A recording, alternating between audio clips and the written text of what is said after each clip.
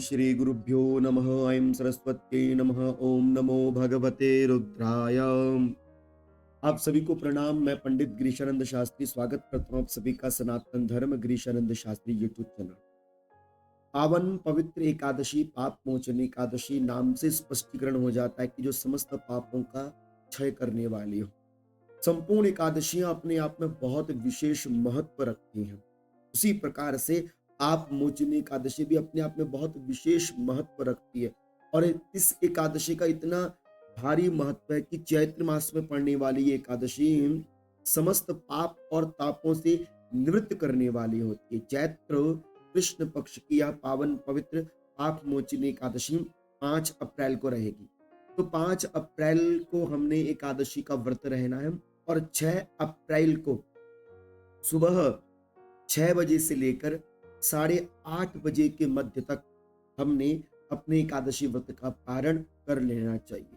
नियम एकादशी व्रत का आप सभी जानते हैं, मूलतः एक जैसे ही होते हैं।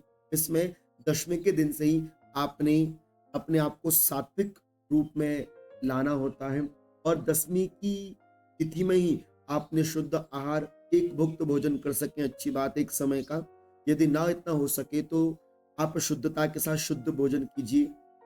रात्रि का जो समय होता है उस दिन दशमी की रात्रि को आप भोजन यदि त्याग सकते हैं, बहुत अच्छी बात है। यदि इतना नहीं हो सकता है तो आप दशमी की रात्रि के दिन थोड़ा सा ब्रह्मचर्य इत्यादि धारण करने का पूर्णतः प्रयास करें। उसके तदुपरांत एकादशी के दिन भगवान सूर्य नारायण को अर्घ्य देकर माता तुलसी का विशेष पूजन एकादशी के दिन करना चाहिए।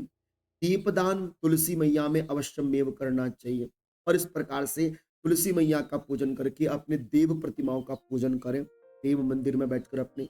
उसके तदुपरांत शालिग्राम भगवान, यदि आपके पास शालिग्राम भगवान हो अथवा यदि आपके पास सत्य देवता की फोटो हो अथवा भगवान नारायण की प्रतिमा हो तो आप उसमें भी भगवान का विधिवत पूर्वक दूध दही घी शहद से स्नान कराकर भगवान को चंदन लेपन इत्यादि करके भगवान को तुलसी के पत्रों से पूजन करें। और हो सके तो एकादशी के दिन विष्णु सहस्त्र नाम का पाठ जरूर कर लें। जो विष्णु सहस्त्र नाम का पाठ नहीं कर सकते उन्हें ओम नमो भगवते वासुदेवाय इस द्वादशाक्षरी मंत्र का, तो ये 12 अक्षरी मंत्र है, द्वादशाक्षरी मंत्र का आप बहुत विधिवत पूर्वक जाप कर सकते हैं, पाठ कर सकते हैं। और संध्या कालीन वेला में भी आप भगवान श्रीमन नारायण का विशेष पूजन जरूर करें। और एकादशी के दिन कहा जाता है कि जागरण करना चाहिए। जागरण का भावार्थ है कि जग कर भगवान के निमित्त जप पाठ आदि करना चाहिए।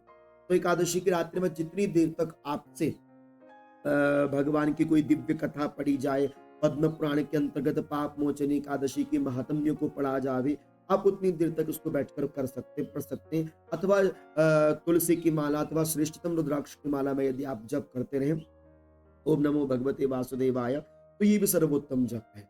और द्वादशी के दिन अगली सुबह मतलब 6 अप्रैल को 6:30 से लेकर 8:30 के मध्य में आपने अपने एकादशी व्रत का पारण करना चाहिए। विधिवत पूर्वक भगवान को तुलसी दल से पूजन करना चाहिए। लेकिन याद रखिएगा कि द्वादशी के दिन तुलसी का पत्र नहीं तोड़ा जाता, इसलिए एकादशी के दिन ही आपने अपनी पूजा हेतु तुलसी पत्र बनाकर रख लेने चाहिए। संडे के दिन, इतवार के दिन दूर्वा और द्वादशी के दिन तुलसी पत्र नहीं तोड़ा जाता। इसलिए आप सावधानी पूर्वक एकादशी के दिन ही तुलसी दल एकत्रित कर लीजिए और द्वादशी के दिन उन्हीं तुलसी पत्रों के माध्यम से आप शालिग्राम भगवान का पूजन करें। यदि आपके पास शंख है तो शंख में जल भरकर भगवान शालिग्राम के ऊपर अभिषेक करें, ओम नमो भगवते वासुदेवाय इत्यादि मंत्रों के माध्यम से। उसके तदुपरांत भगवान को भोग इत्यादि लगावें, जो भी चावल इत्यादि आप बनाते हैं, भात इत्यादि, उसका आप भगवान नारायण को भोग लगावें। जो भी आप भोग लगावें उसमें तुलसी का पत्र होना चाहिए, जल में तुलसी का पत्र होना चाहिए। पाप मोचनी एकादशी का सर्वोत्तम महात्म्य यही है कि आप यदि समस्त पापों से विमुक्ति चाहते हो तो ये नियम धारण करके रखें कि मैं जीवन में किसी भी प्रकार का कोई अनर्थक कार्य नहीं करूंगा और मूलतः अपने जीवन को सिद्धांतों से जीने का प्रयास करूंगा। केवल व्रत करने से ही सारे पापों का क्षमन होगा, ऐसा नहीं है। व्रत तो एक निमित्त मात्र, एक सहारा है आपके लिए। बाकी आपने अपने मन में इन भावों को धारण करना है कि मैं कोई गलत कार्य नहीं करूंगा, मेरे से कोई गलत ना बन जाए, मैं कोई गलत ना करूं। बस आपने इन बातों में विशेषतः मूलतः ध्यान देना चाहिए। और मुझे भरोसा है कि पाप मोचनी एकादशी के दिन भगवान शिव का पूजन भी करना। और पाप मोचन एकादशी के दिन अन्न का दान यदि हो सके तो आप अन्न का दान अवश्यमेव करने का प्रयास करना। छोटी सी जानकारी है, पाप मोचन एकादशी है, अच्छी एकादशी है, करने का प्रयास कीजिएगा, क्योंकि प्रत्येक एकादशी अपने आप में अद्भुत फलों से हमें अनुग्रहित करने वाली होती है। आशा करता हूँ कि आप सभी को पाप मोचन एकादशी का जो यह मूल सिद्धांत था सरलतम भाव से मैंने आपके सामने प्रस्तुत किया। भगवान महादेव आपकी समस्त मनोकामनाओं को परिपूर्ण करे, इसलिए कहते रहो मैं शिव का हूं और जपते रहो ओम नमो भगवते रुद्राय। आप सभी को प्रणाम, वंदन। आप सभी सदैव प्रसन्न चित्त भाव से भगवान महादेव का नामस्मरण करते रहे।